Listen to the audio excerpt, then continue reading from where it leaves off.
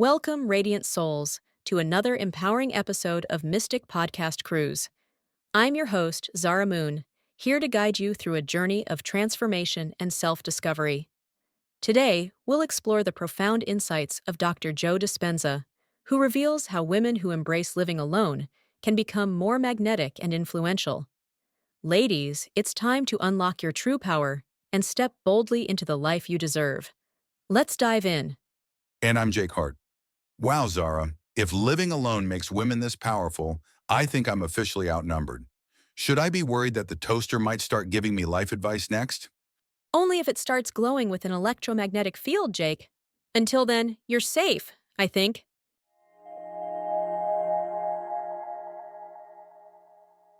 Hey there. So it sounds like you're really into Dr. Joe Dispenza, and you want to understand his ideas about women living alone.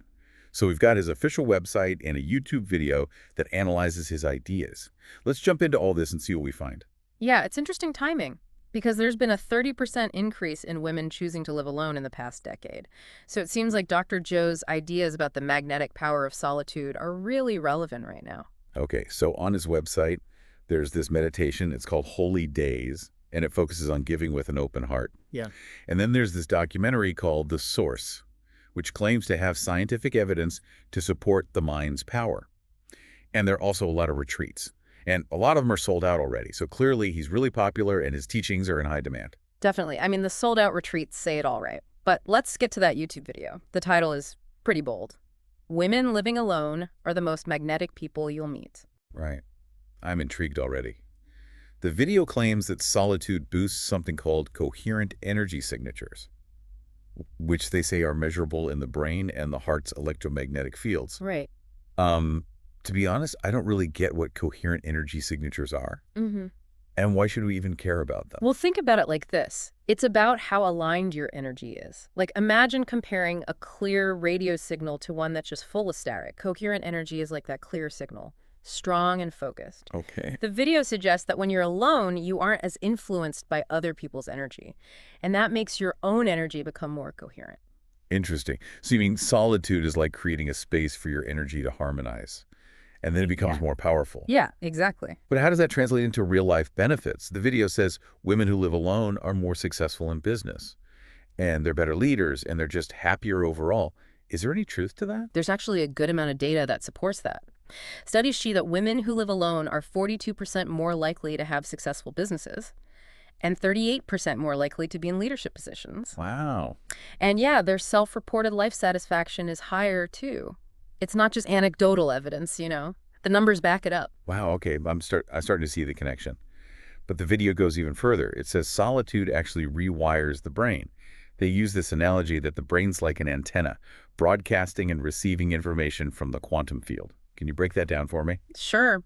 You can think of the quantum field as the sea of potential, and our brains are always interacting with it, sending out signals like our thoughts and emotions and getting information back. The idea is that when you're always around other people, your brain is picking up on all of their signals too, like all of their static. It's kind of like being bombarded by all these different radio stations at once, so you can't really tune into any one thing clearly. Exactly. Solitude gives your brain a chance to quiet down, to tune in to your own unique frequency, and to interact with the quantum field in a more direct way. Right. And this, according to Dr. Joe, is what makes you more magnetic, because you're broadcasting this clear, powerful signal of who you really are. That makes a lot of sense. But what about the actual physical changes in the brain? The video mentions things like an upgraded prefrontal cortex, enhanced neuroplasticity, and increased gray matter density. Can you tell me what all that means? It's actually pretty amazing. The prefrontal cortex is like the CEO of your brain.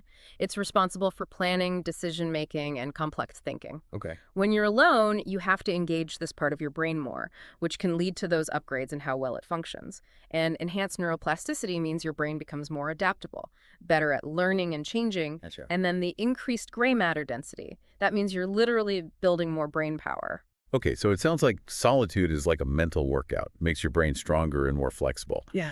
But there's this other term they use that I thought was interesting, emotional autarky. What does that mean? And how does it connect to this whole idea of magnetism? Emotional autarky is being able to process and regulate your own emotions independently without needing validation from other people. Okay. Think of it as being emotionally self-sufficient. Interesting. And it makes sense when you think about those brain changes we talked about. A stronger prefrontal cortex and more flexible neural pathways. You're literally building the neural circuitry you need for emotional mastery. So you're less reactive, Mm-hmm. more in control of how you feel. But how does that make you more magnetic? Well, imagine someone who's always emotionally turbulent, Up and down, their energy is unpredictable. Now imagine someone who's calm, centered, radiating stability. Who are you more drawn to? Definitely the calm, stable person. It's like they have this inner peace that's contagious. Yeah. Right. And that's exactly it. That's the magnetic pull of emotional autarky. You're not looking for validation or trying to control other people's emotions. You're just radiating a sense of wholeness and stability. I'm really starting to understand why this whole solitude thing is so appealing. It's not just about being alone, right? It's about using that time to become more self-aware, more emotionally intelligent, and ultimately more magnetic. Absolutely. And there's more to it than that, too. The video even talks about these quantum jumps in personal evolution, which are like profound shifts in consciousness. That can happen when you maintain that coherent energy we talked about. Okay, I get it. But quantum jumps sounds a little out there, to be honest. Give Yeah. me like a real world example of what that would look like. Okay, so imagine someone who's always struggled with self-doubt. They spend years trying to overcome it, but it just keeps holding them back. Then they start incorporating solitude into their lives. They meditate, journal, really connect with themselves, and then all of a sudden, something clicks. They realize that their self-doubt was based on limiting beliefs, not reality, and it just loses its power over them. That's a quantum jump. Wow. That's really powerful. So how does solitude facilitate those quantum jumps? It all comes back to the quantum field. Remember, it's that sea of potential. When you're in solitude, your brain is quieter, less distracted by all the external noise, and that lets you tap into that field more deeply. You can access information and insights that were always there, just buried under all the mental chatter. Oh, I see. So you're tuning into a higher frequency, a frequency of wisdom and insight. But the video also talks about cellular memory. And it claims that our cells actually respond to authenticity. How does that work? Think of your cells like these tiny little receivers, picking up on your thoughts and emotions. When you're living authentically, expressing your true self, your cells vibrate at a higher frequency. But when you're suppressing who you really are, trying to fit in or please other people, that vibration gets all distorted. So it's not just about how we feel. It's about how our cells literally respond to our choices. That's kind of wild. But the video goes even further. It says this authentic vibration actually makes you more magnetic. Isn't that kind of a contradiction? Wouldn't being more in tune with yourself make you less worried about what other people think, and therefore less magnetic? That's where the magnetic paradox comes in. See, most people try to be magnetic by seeking validation from outside themselves. They change who they are to fit in, to be liked, to get attention. But that kind of magnetism comes from a place of neediness. Like there's a lack of wholeness inside. So they're trying to fill a void with other people's energy. Yeah, exactly. And that's what makes it so draining. But when you work on your own sense of wholeness, your own inner light, you don't need that validation from other people anymore. Your magnetism just becomes a natural overflow of your authentic self. So it's not about trying to attract people to you. Yeah. It's about becoming the kind of person that people are naturally drawn to. Exactly. And that's where solitude comes in. Yeah. It gives you the space to shed all those layers of conditioning, those masks we wear to please other people. Yeah. And we can rediscover our true selves. Yeah.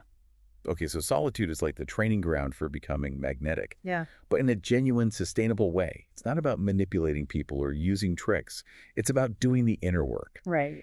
And the video highlights some pretty amazing benefits of doing this inner work. They say there's like a 40% increase in cognitive flexibility in women who live alone, which basically means their brains are more adaptable and better at problem solving. Yeah, that's huge.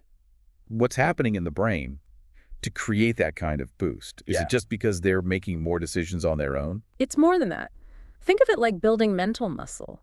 When you're constantly dealing with challenges and making decisions, your brain has to find creative solutions. You're developing new neural pathways, new ways of thinking and responding. So solitude forces you to become more resourceful and resilient. Exactly.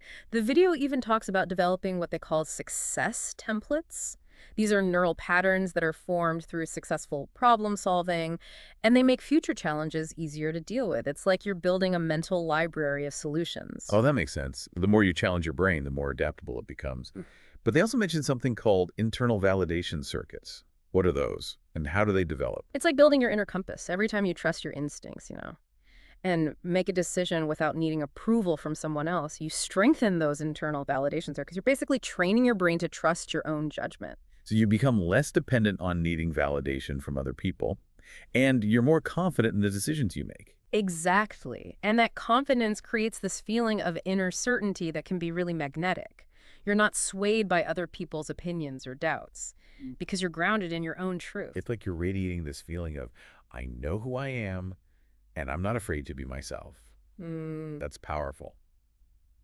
But how does all this connect to creativity? The video claims solitude amplifies creative potential. It's about tapping into a different brainwave state.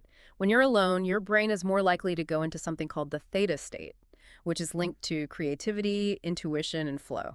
It's like accessing a source of inspiration. Okay, so it's not just about having more time to be creative. It's about being in the right mental space to receive those creative ideas. Exactly. And when you're not constantly being bombarded by other people's energy, your own creative energy becomes more concentrated, more potent.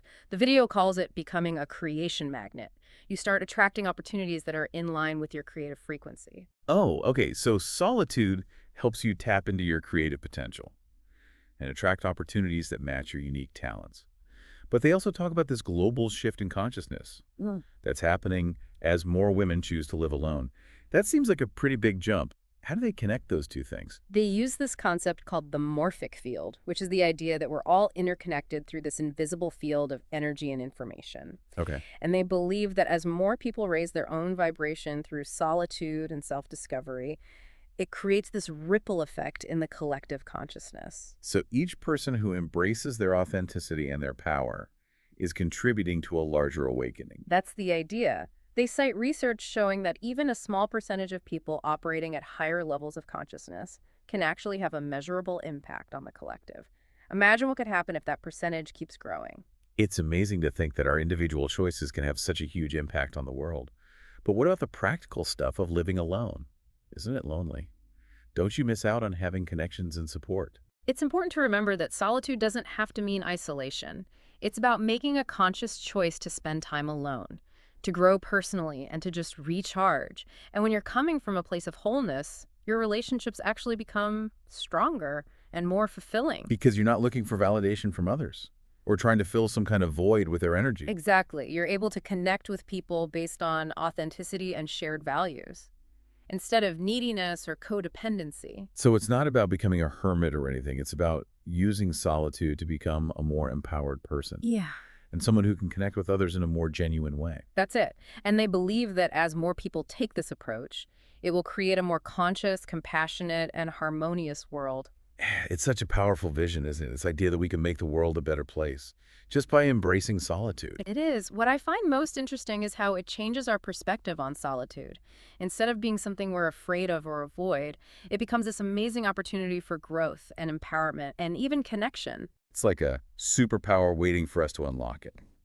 But for someone who's always looked for validation from other people, the thought of spending more time alone can be scary.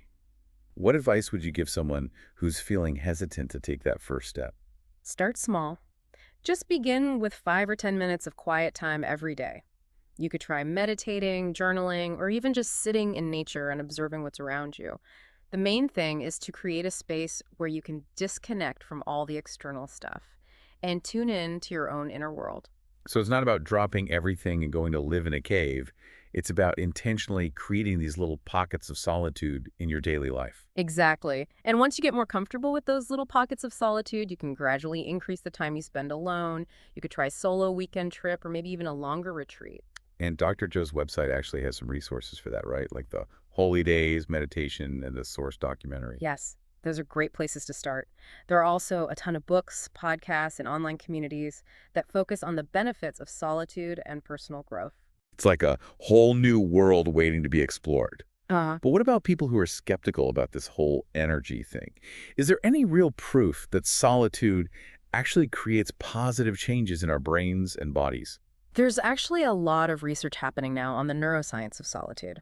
Studies have found that spending time alone can reduce stress hormones, increase creativity, improve sleep, and even strengthen your immune system. Wow, so it's not just some new age idea. There's actual science to back it up. Yeah, absolutely. The more we learn about the brain, the more we realize how important solitude is for it to function at its best.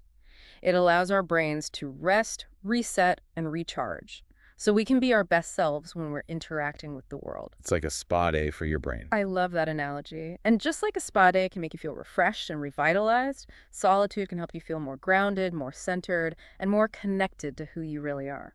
So to wrap things up, what's the one key takeaway you'd want our listener to remember about Dr. Joe's work and the power of solitude? Embrace your own presence. You are a unique and valuable person, and you have so much to give to the world. Solitude gives you the space to reconnect with that inner truth, to nurture your strengths, and to let your true self shine. It's about realizing that you are already whole and complete, and that you have the ability to create a life that feels truly fulfilling. Perfectly said. And when you step into that power, you inspire others to do the same. And that helps to create a more conscious and awakened world. So if you're feeling drawn to exploring the power of solitude, to connect with your true self and reach your full potential, don't be afraid to take that first step. The journey may be inward, but the rewards are truly boundless. And remember, you're not alone on this journey. There are so many other people out there who are on the same path, and they're ready to support and encourage you along the way.